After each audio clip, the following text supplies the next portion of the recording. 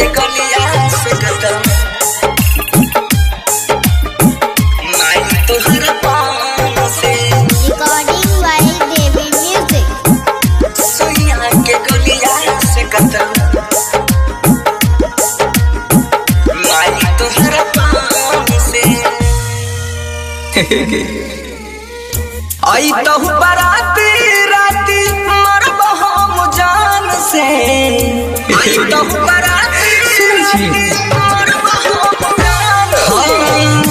आई तो बराती राती मरब हम जान से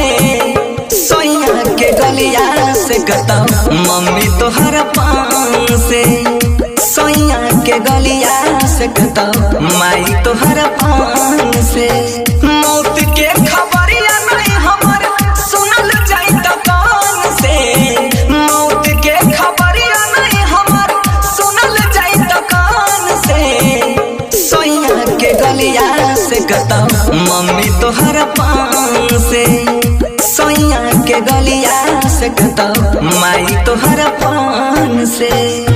डीजे दयानंद सरस्वती स्थान कटरा कंट्रोल मोबाइल नंबर 8092932557।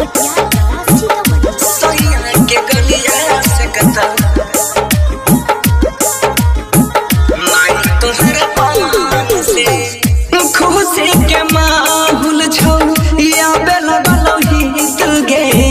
तोहरा घर में बाजहि छौ मंगल गीत गे गे जा सुन गे खुशी के माहौल छौ या बेलगल हित गे तोहरा घर में बाजहि छौ मंगल गीत गे टूटत ही के नाता हमर अपन खानदान से सोनिया के गलिया से कतम मम्मी तोहर पान से सोनिया के गलिया से कतम माई तोहर पान से सोनिया के गलिया से कतम डीजे विकास मटियार कला सीतामढ़ी सोनिया के गलिया से कतम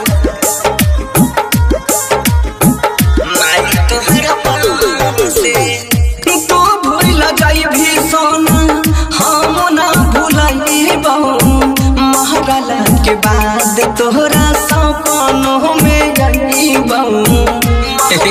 के बाद तोहरा सपनों में